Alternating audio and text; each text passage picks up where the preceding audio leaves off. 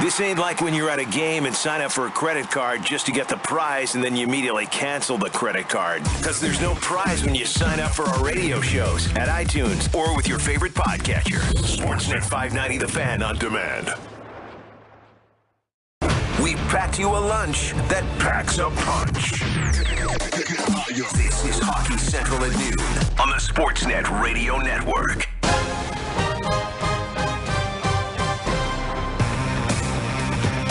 Welcome to Hockey Central at noon. Gord Stellick in for Jeff Merrick, who's in for Darren Millard normally. So that's it. I'm sorry, I lost track. Yeah, how many are in for who, what, where? You're the regular guy. You're Nick Kiprios, and you're in for yourself. Doug McLean, now an analyst for the Edmonton Oilers broadcast, is in doing this as well. So it's great to have you guys on board. Great to be part of the team. I didn't think you'd be here today. You know, once you go to Hockey Night in Canada, you know, you work a lot less, is what you're saying. When you go to Hockey Night in Canada, you get a lot of days off. I've noticed that.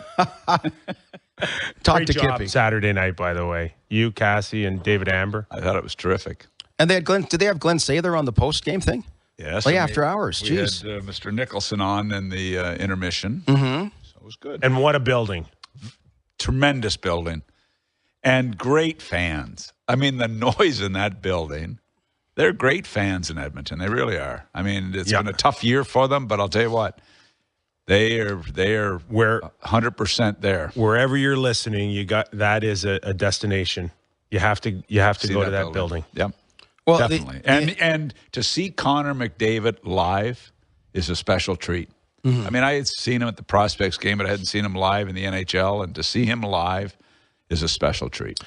Blake Wheeler's going to drop by momentarily. To see him and his Winnipeg Jets team, whether on TV or live, is a special treat of late. And later on, Hall of Famer Doug Gilmour going to join us, chat with him. Is that right? You're asking us? Yeah. What do we know? He's going. I don't know. You know Doug. What do we know? You played in the same day. You're a Leaf alumni.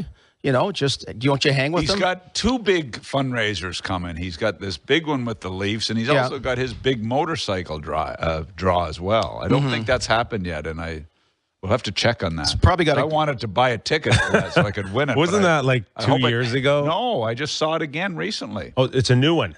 I don't know. Does it have a catchier name than the big motorcycle draw? But it's a Harley, but it's just a recent one that I saw. Well, anyway, we'll find out. Austin Matthews on the ice, so that's good news with the Toronto Maple Leafs in practice for a little bit that way. Otherwise, man, some real tough news yesterday about the Calder Trophy race and injuries in Boston and in Vancouver. Yeah, like a small fracture or in the back area. For Brock Besser. That was an ugly incident to see a guy go into the open door like that. And I don't know what the answer is. Some people think maybe that the gate should be eliminated and just have the guys hop over. But then you're sitting there going, okay, do you want the blades that high jumping over boards? And that's dangerous too, because if you got in front of the bench, I would think that would be more dangerous big time than having a guy fall into an open gate. We had Rusty Kleslow when he was a young kid in the NHL, took a tough check this very same way. And, I mean, he was out 6-8 weeks. Again, I mean, it's a dangerous, dangerous play. But I don't know what the alternative is. I really don't. I don't think going over the boards is. That's for sure. Injury is going to happen. You know what I mean? Like, there's only so much you can do about it. But they're not supposed to happen again to Mark Scheifele. That one is really concerning to me. And as I say, Blake Wheeler's going to join us momentarily. They had a big collision in the first period, but then Scheifele took a couple of other hits. So big hits. Yeah. And then, is it the same shoulder? They say it's not. It is it? Paul Maurice said after that he felt it wasn't it didn't have anything to do with his last injury. Mm-hmm. And we know Paul Maurice as well as most, and he's as honest as the day is long, and I believe that, he's just going by, I think, what probably they told him. And I'm not a doctor, and I don't claim to be one on TV, but I've battled shoulder injuries, and I've had surgery on my shoulder.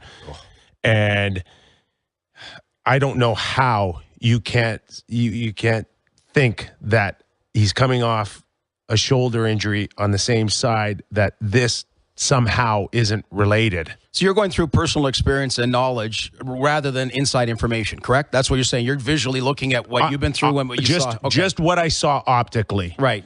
And then to your point, I mean, he has that collision with Wheeler, and it doesn't seem much, but then he takes a huge shot for Mark Stahl in the second period, I believe. Then you watch him on the bench, and he's reaching up on his shoulder. And I'm going only by what I see.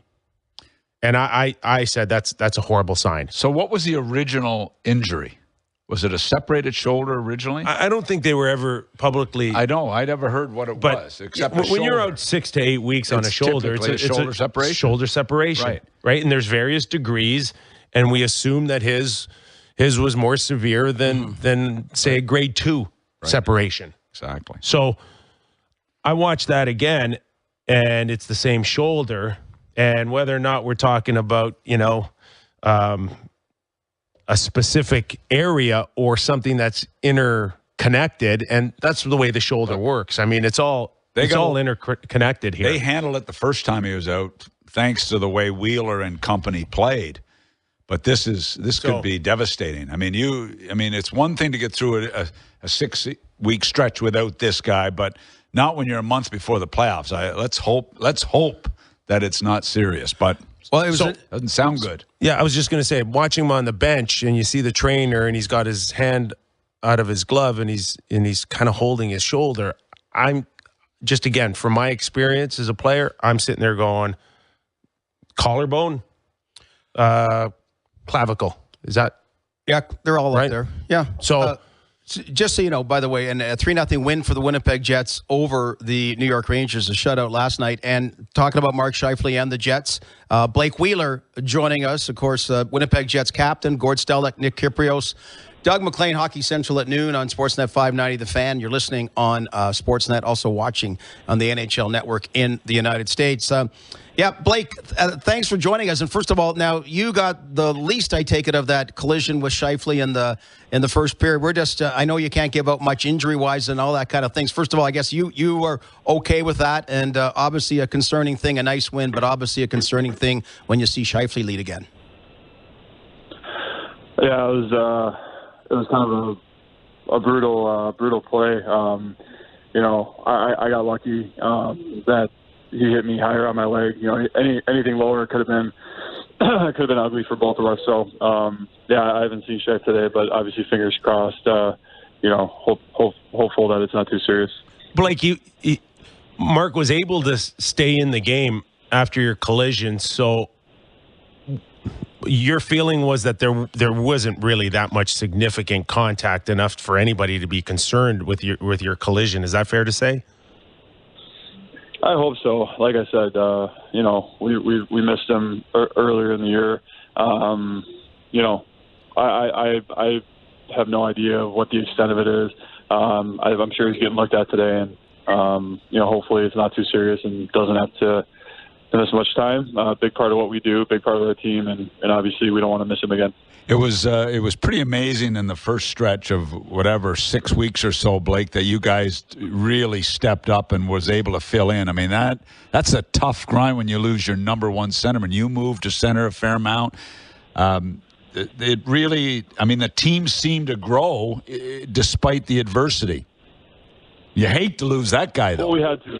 Yeah. Yeah, exactly. That's just it. You hate losing one of your best players. It's such a big hole when a guy like that's injured. He does so many things. He's on big part of our power play. Kills penalties. Obviously plays huge minutes 5-on-5. So it's not just one guy that can fill in for a guy like that. It's really on everyone. And I think when he was down, every single guy stepped up. We knew that we were going to have to play better defensively. We knew we were going to need good goaltending. And we were able to do that. We were able to have everyone kind of fill in a little bit so that we could try to minimize the damage, and we were able to hold water while he was out.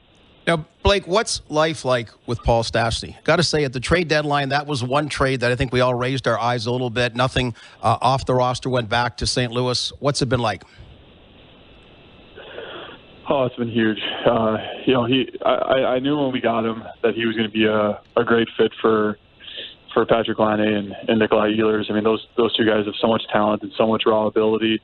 I think he's just a stabilizing force for the two of them. You know, what makes Stas a great player is his hockey IQ is so high.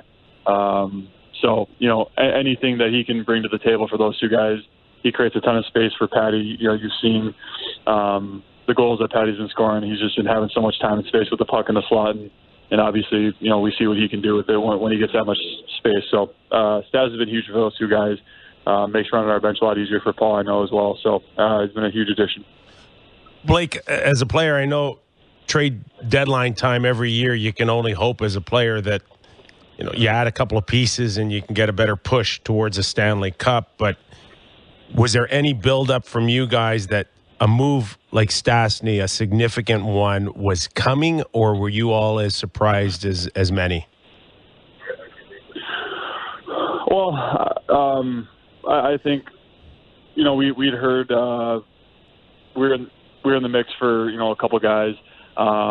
At the end of the day, you don't really know anything until it happens. So, you know, I don't think either way we were going to be surprised. I think if we, you know, went out and got a guy like Stas, we weren't going to be surprised. If we just kept our group together and stayed the way we were, wasn't going to surprise us either. So I think at that time of the year, you can never, you know, you kind of expect the unexpected.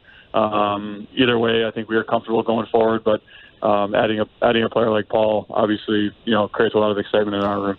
So, you know, the top six is pretty dynamic on your group. Obviously now the top nine even is. Your defense have really taken a step as a young group. But what about the job Hellebuyck has done in bouncing back and having a real solid year for you? And then Mace comes back yesterday and gives you a good solid performance.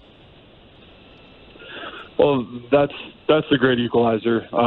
You have good goaltending, you have a chance to win every night. Even if you're not playing well defensively, even if you're not scoring goals, you know, you have an opportunity to win no matter what if you have good goaltending. So, you know, Helly, he was a young guy last year, and it was a lot to be thrown at him. I think our team left a lot to be desired defensively as well in front of him. So goalies are no different than players. If you're giving up odd man rushes and breakaways and chances like that all game, it's going to be tough for them to have confidence. I think we've done a better job in front of him trying to eliminate some of those odd man rushes, some of those plays that are tough for goalies to stop, and I think it's helped build his confidence this year to the point where he expects to stop everything now. So it's been great, and obviously getting Mace back, if we can have a 1-2 punch like that going forward, it's just going to give our team that much more confidence.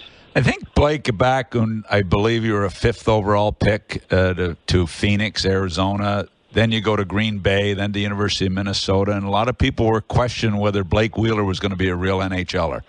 What was the turning point in your career, Blake, where you sort of just went to a whole nother level as a player? Well, it started when I got traded from Boston. You know, I think that kind of sends shockwaves through your system a little bit. You know, watching that team go on to win the Stanley Cup was eye-opening. You know what I mean? You're so close to it, and you know now you're so far away from it, and it kind of forces you to look in the mirror a little bit, try to decide what type of player you want to be, you know, what type of impact you want to have, and ultimately, you know, when I was traded to Atlanta and then on to Winnipeg, I was given a great opportunity, you know, playing a ton of minutes, playing with good players, you know, so it was on me to try to take that next step, and you know, was able to build a little bit of confidence in Winnipeg. And like I said, you know, when you're on the ice for 20 minutes a night, if you're not able to make something happen, then that's on you. So, you know, didn't want to have that feeling again when I got traded from Boston to Atlanta, and just trying to build on that every single year and try to get better every single year. Do you put any stock, Blake, in going from a non-traditional market like Atlanta to the eyeballs of Winnipeg or anywhere in Canada in general, in terms of players being held accountable a lot more?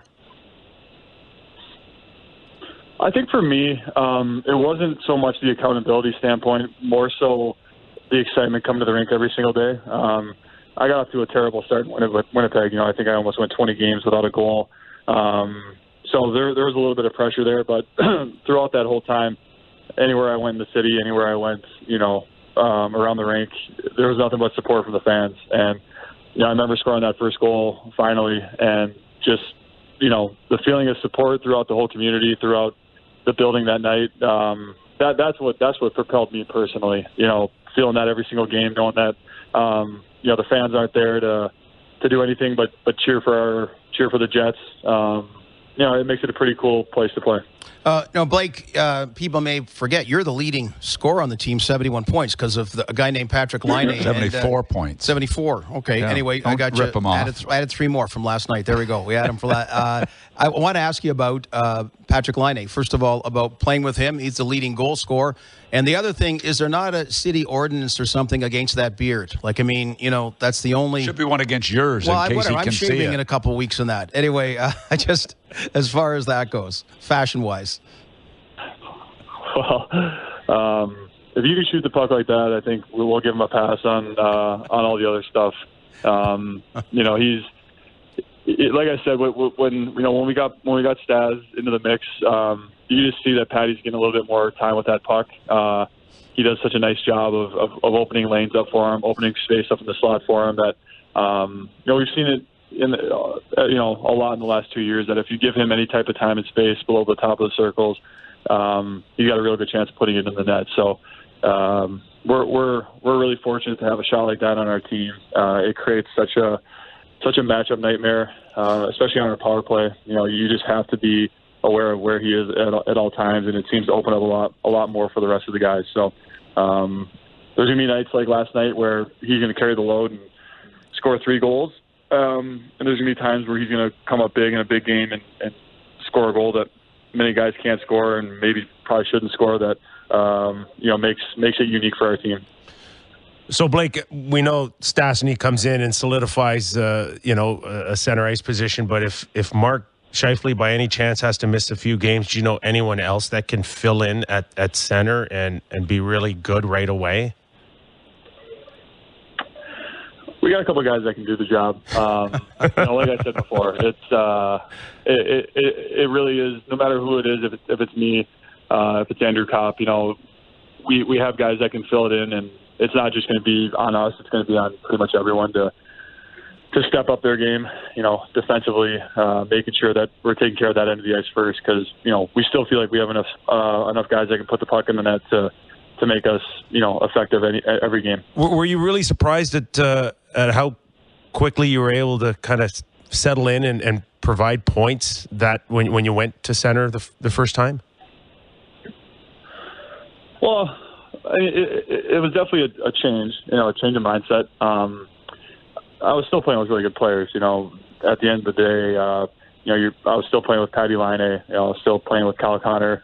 Between the two of them, they have close to 60+ goals. So the offense wasn't what I was worried about. What gave me anxiety was being able to play in my end and being effective on faceoffs, all those little things that you don't have to do as a winger. I didn't want to go out there and get the doors blown off, because I'm playing center and, we can't stop anyone anymore. So that's what made me nervous. I wasn't worried about the offense or the points. I thought that if we did a good job defensively, we were still going to have a chance to put some pucks in the net. Well, you want to congrats on your season. Congrats on the team season. Hopefully good news on Mark Scheifele whenever we find out. And thanks very much for joining us today, Blake. Really appreciate it. Good luck, Blake. All right, guys. Yeah, thanks for having me, guys. Blake Wheeler, thanks, the Blake. captain. Seriously, boys, this guy's had an MVP Hart Trophy conversation type of season. Sure. We keep throwing names out there. You're right. The way he's played and what he means to this team and organization how he's sort of taken in this whole Winnipeg experience. I think he's been an unbelievable guy for that organization. And he might have to be the guy again. Yeah. Depending on what we hear out of Scheifele, but I feel bad for that organization. Yeah. I feel bad for Mark Scheifele. They're a contender. They are a contender. This team is a good team that's right there. The only concerning thing is if by chance Scheifele is able to come back, like how healthy is he going to be, and what's he playing on? A shoulder that's 70%, 60%? And Doug, you've experienced this as a president and general manager. A guy is out 6 to 8 weeks with a shoulder injury, comes back, hurts the same shoulder. questions now, right? Questions. Did we do the right thing? Did we do the right therapy here? Were other parts not rehabilitated as strong as all of it comes into play. Even when you're talking about 6 or 8 weeks on any athlete, here's your first question, Mac. Surgery or no surgery? That's the question. Can we avoid surgery? Right. And then a worst case, or sometimes even a worst case, is they say, well, we'll do it at the end of the season. Yeah. And then you got a guy that plays a hard game in Scheifele, and playoffs are different than the regular season. Like, people are going to test him. I think this is not good for the Winnipeg Jets. I just hope we get word that it's very minor, but it's hard to say it's minor when a guy's already missed 6-8 weeks. As a player dealing with shoulder injuries, there's nothing worse. This one is going to be tough that your best player now has to go into the playoffs with a wing that's less than who knows what percent. Again, visually, last time he was on the ice and done. This time he kind of went off on, I don't know whether that factors in or not. You know what I mean? Like last time he was in so much pain, where this time he just, if you're just watching, you think he got a game misconduct or something because he's just, so again, something's not right, though. Yeah, no doubt about it. Something's not right. I haven't talked to you since about teams that are going right. And first of all, your old stomping ground, the Florida Panthers, about last night. Is this an attendance question? No, there's no attendance question about this. This was in Tampa Bay. I don't think he's got no comment then. You know what? I'll tell you what. A guy that has become, and we've seen this kid grow for a few years. And I remember Gerard Gallant talking about him. I mean, Barkov has become a horse. Talk about Hart Trophy candidates. Talk about a guy that is grabbing a team. And you know what? You kind of like to see it because Dale Talon was pushed aside, okay? I wouldn't call it pushed. It was more than that, whatever you want to call it. And Dale, they were forced to bring Dale back. And you know what? Looks good on Dale. Mm-hmm. It looks good on Dale that he's, because he brought some stability back to the organization. I think the kids in the dressing room appreciate it. I mean, the players did, the staffs did.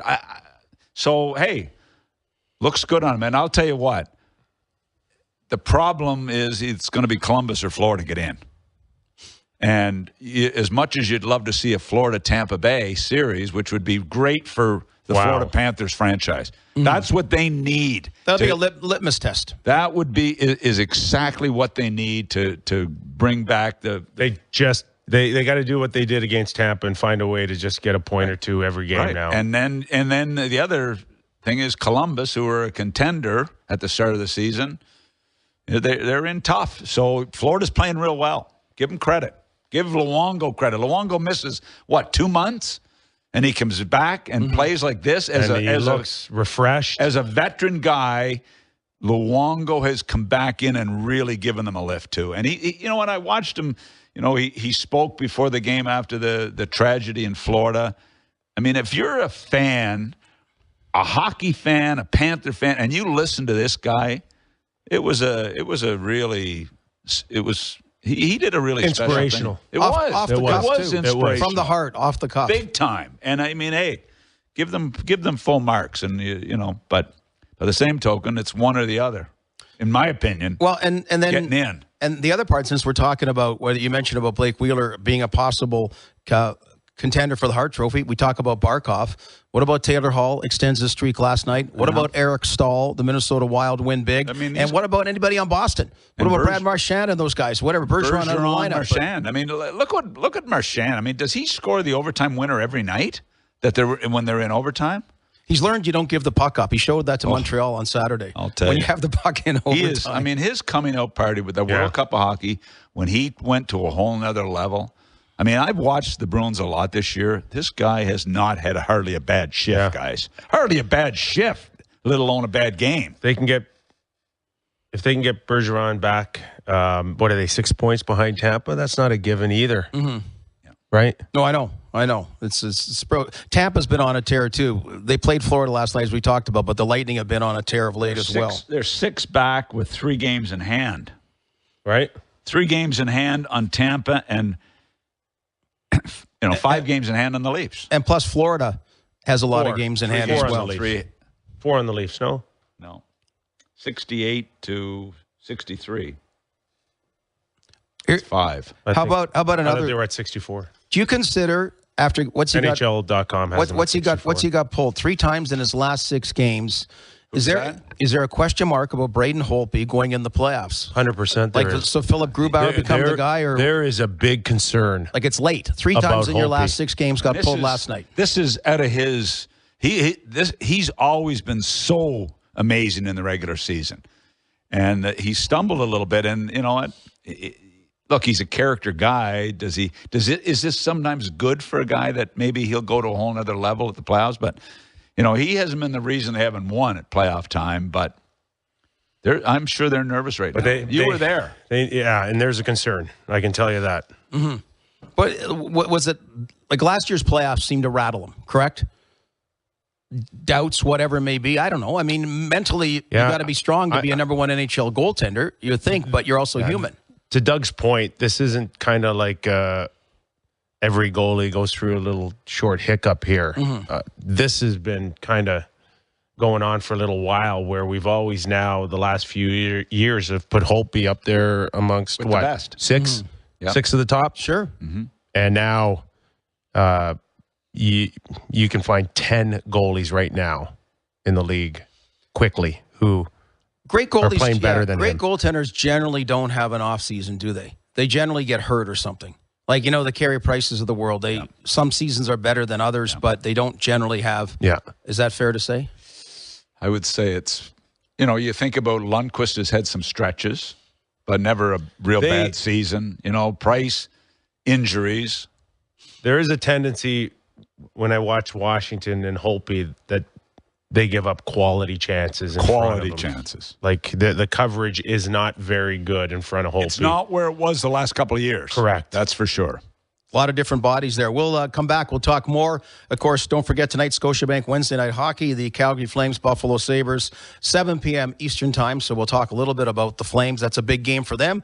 Also, our friend Doug Gilmour, former Flame, former everything by the end of it. He went to a few stops, but Blue, former Maple Leaf as well. He'll be joining us. It's Hockey Central at noon. Gord Stellick, Nick Kyprios, Doug McLean. You're listening on Sportsnet 590 The Fan, watching on Sportsnet and the NHL Network in the United States. Now Jeff Blair can tell you bedtime stories. Subscribe to podcasts of The Jeff Blair Show at iTunes or with your favorite podcatcher and listen anytime you want. Sweet dreams. Sportsnet 590 The Fan on demand. Now, more Hockey Central on Sportsnet 590 The Fan.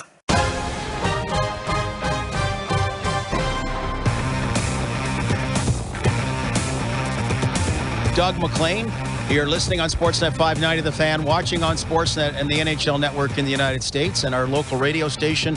You hear Don Cherry plugging his show, and still on Hockey Night in Canada. The picture lives forever. The birthday kiss way back when to Doug Gilmour, our next guest. And I was confused if I had Don Cherry sitting next to me or John Shannon with the wardrobe malfunction here. You know what? my thing is, Doug, that you were probably my favorite assistant coach ever. Yeah. In St. Louis. In St. Louis. Yeah. And, I let my hair go like yours now. And here you go. The best teacher ever. So a nice shiny apple. Yeah. And you were a great student. You were a great student. But we won't get into the details. You better start getting into the charity talk first, because by the time these guys are done with their St. Louis Blues stories, there might not be any time left. Doug thinks it's a 3-hour show like when he used to be on with Jack Armstrong. No, this is tight. We're tight here. Game time, way back when. Game plan. Game time. You called it game time first, didn't you? You got your own show wrong. Okay. Game plan. Anyway, the game plan now is we only have so much time so to chat with Doug Gilmour. I meant many stops. You came out from high and go, all those stops around the NHL. I just, known as a Blue, a Flame, Toronto Maple Leaf fans, of course, love him. But, and that's what he's back here as part of. Me and you have let it go. Maybe it's time for Kipper to. Well, I got to give Sonia credit, because she is a hairdresser, and I just said I can't do this anymore. So It's like I let it go, and it came quick. So Sonia, your partner? Yeah. Mine'll go gray eventually, guys. Don't worry. Well, Kippy was good at picking out other guys that were helping it on air, right? You were pretty good about people that were not doing it naturally. You can pick that out in high def. Oh, I'm the best at it. At that. Other people. Hey, so Doug, first of all, let's get this. So it's the next ones in support of the Maple Leaf Sports Entertainment Launchpad. I've driven by the Launchpad many times. It's in a relatively tougher area around downtown Toronto. There aren't too many of those areas left. But anyway, a great initiative. And talk what you're doing here first on behalf of MLSE. Well, I think the biggest thing is just the support. There's a $10 donation that you have a chance to win a dream night with the Leafs March 24th against the Red Wings. And dinner to practice to everything, and you get swag, the whole works. And again, I think the biggest thing is this whole thing that I could say is so important with the kids in the community. It's all about healthy living. It's about learning. So they can go and go to school there as well and take a class for a half hour, then they get to play. So again, there's hockey there, there's basketball, all kinds of stuff. And again, just, you know what, it's the next generation of the kids. And, everybody's seen it here. When you give a ball or something to a kid, a little exercise, a little play, and it's great camaraderie. And again, what MLSE is doing here is it's great. I have not been to the facility yet. Have you? No, I haven't. I've seen pictures of it. It's 42,000 square feet. And it's really needed where it is. Yes. Like it's in a perfect location for what do you call? I don't call them at-risk youth, but people that don't have the opportunity of that. It's a perfect location. No, for sure. And again, when I played here, I lived in the beaches, and I'd go through Dundas all the way to Kingston Road, and it was different times and how it's cleaned up and what they're doing there. And again, guys, we all have kids. What's more important? Have some fun, but get your education too. No, it's just amazing what facilities like this do for these kids. It's terrific. So it's a Leaf Stream weekend experience. And again, we'll get the information. So a $10 donation. It's 4 tickets to Leaf Red Wing game on Saturday, March 24th. But like you said, the day of practice, alumni jerseys, hotel, you name it. So there's a lot of things that go with it. 4 people, yourself and 3 other people. It's going to be a fun day. And first 4-star hotel. I think the biggest thing is that Wendell and I were doing this earlier this morning, and it's just donate, and it's going to make everybody's lives that much happier because these kids they need it, and they're going to thrive through it and get grow up as good people. Just a reasonable amount, $10. And now Doug's worried about your motorcycle or something.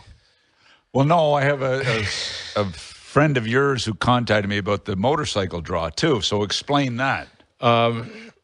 The Bridal Bash Foundation, they bought my motorcycle through Sunnybrook for the Gord Downey fund, and they paid $32,000 for my bike. It was black and gold. It's now wrapped. It's Toronto Maple Leaf colors. It's at the bottom line. Wayne Kelly, the draw, I believe, is on the 24th. So if you have a chance to go down, but right beside the Hockey Hall of Fame, go in, buy a ticket, and you have a chance to win my Harley. Okay, Did you miss it?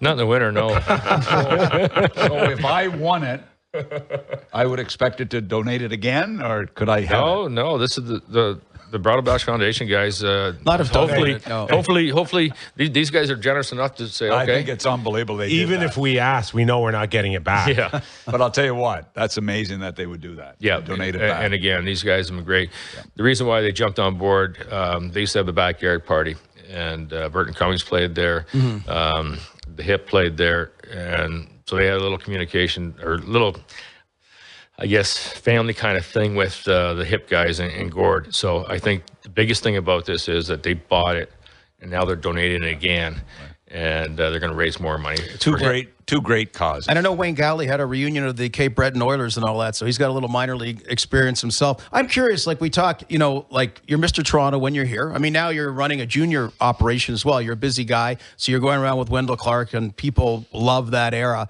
But you're with Doug, real successful times in St. Louis, Ronnie Caron and Jacques Demers. Calgary, you win a Stanley Cup. Now you're hearing the team may move. The building that was the best is the worst now in the NHL. So how do you look back on the stops along the way and who you cheer for, whether teams or individuals? And Doug Gilmour, Riseborough. As long as somebody wanted me, I wanted to keep playing. Okay. So I think the biggest thing is, like, I had an opportunity to stay in Jersey. I was a free agent, and I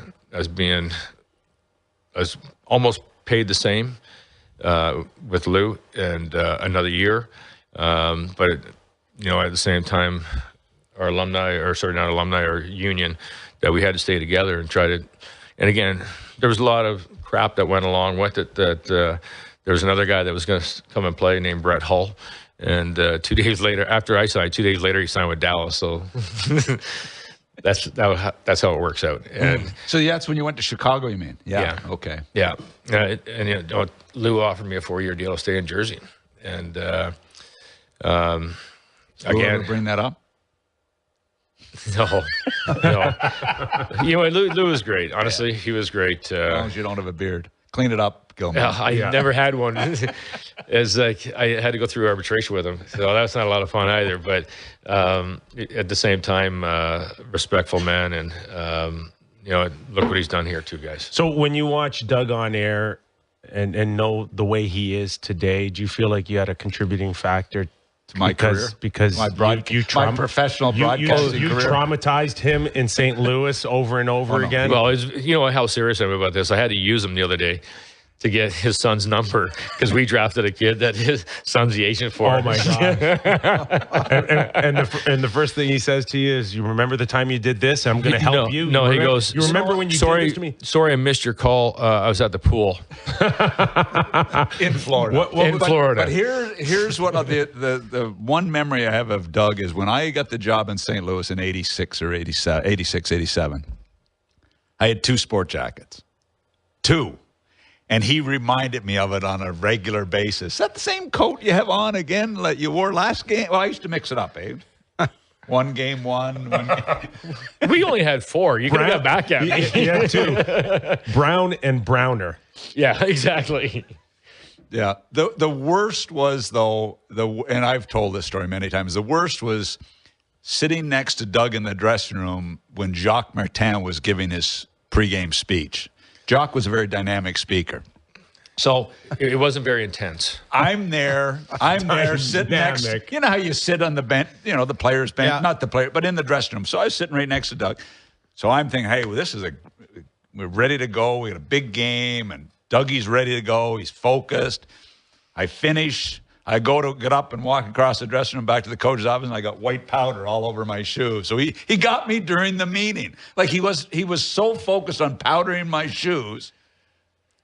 Like, how bad is that? Well, you said you used to send a guy went to a golf tournament and you screwed up his flights. Oh, that was Mike Huff. I canceled his flight when I got to the airport. How could you do that after the guy goes? Like nowadays, you'd be taken away in handcuffs. Was it easy to get the powder off the hush puppies? It was not easy, I'll tell you that.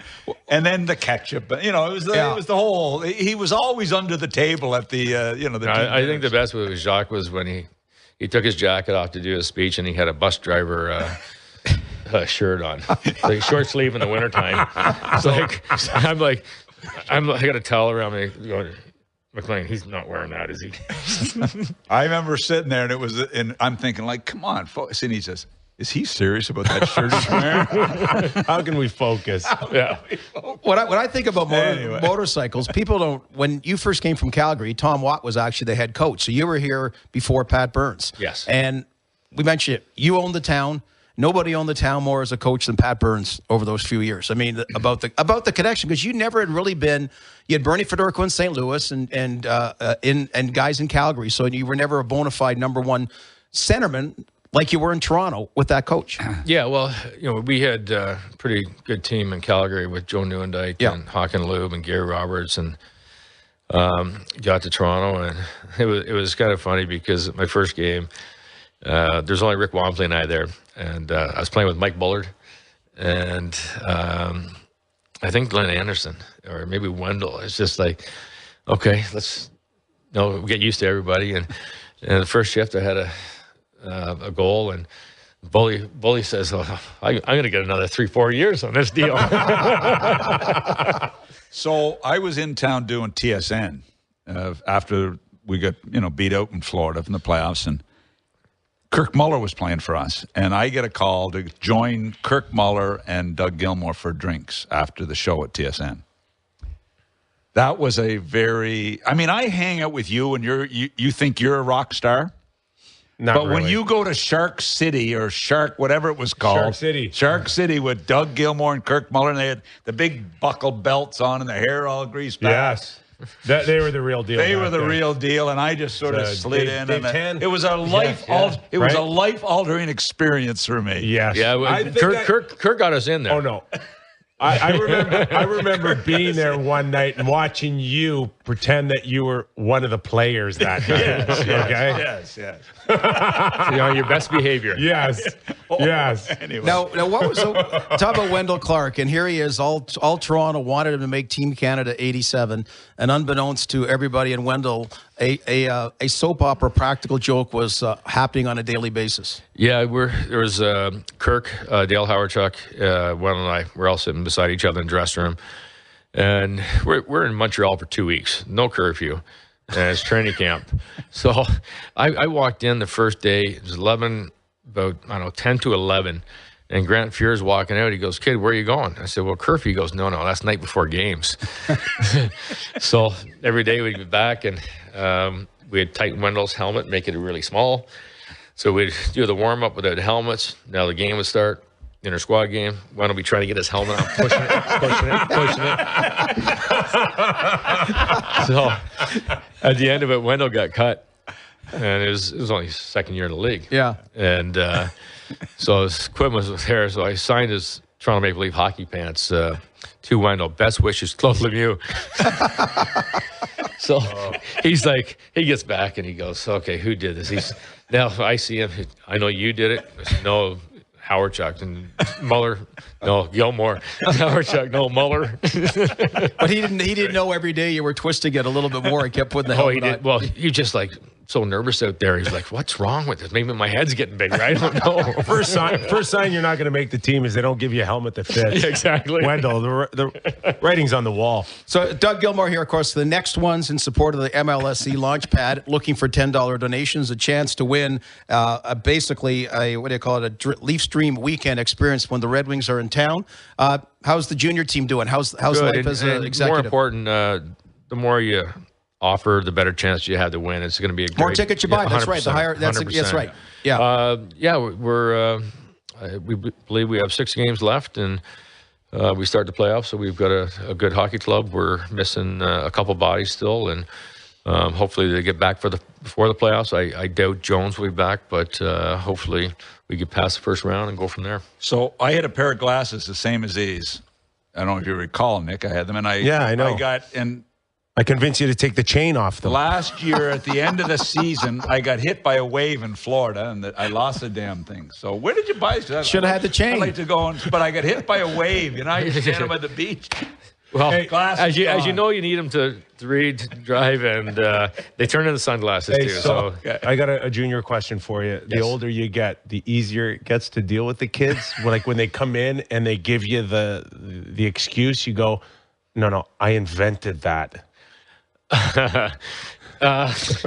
You know what? I stay away from the dressing room. I'm upstairs in my office, so it's one of those things that guys. It's a great league. It's a great development league. There's so many great stories, not about the kids that go to pro. It's about the kids that take their school packages and become something themselves. And that's more rewarding on my side than the pro guys. It's an amazing league. Absolutely. And Doug, continued success, like in the playoffs, of course, Hall of Famer as well. And like we said, Next ones. I really appreciate. That's the nicest gift. I've Brought ever the got. apple. Hey, how many years From an ex-player. How many years have we been working? And I brought you Jack. Don't forget Scotiabank Wednesday night hockey. Calgary Flames, Buffalo Sabres, 7 p.m. Eastern time. I do bring 'em water, Again, Doug though. Gilmore joining us in studio. Again, you've been listening to Hockey Central at noon on Sportsnet 590 The Nice Fan. job, Gord. Thanks, Phil. Yeah, that's right. Merrick's in Buffalo. So Rid of the beard. Millard will be back We got tomorrow. the Lou Lamoriello rule here. For a couple more weeks. Also been watching on Sportsnet and watching on the NHL Network in the United States. Again, Calgary, Buffalo tonight. Scotiabank Wednesday night hockey. Enjoy the games. We'll catch you tomorrow.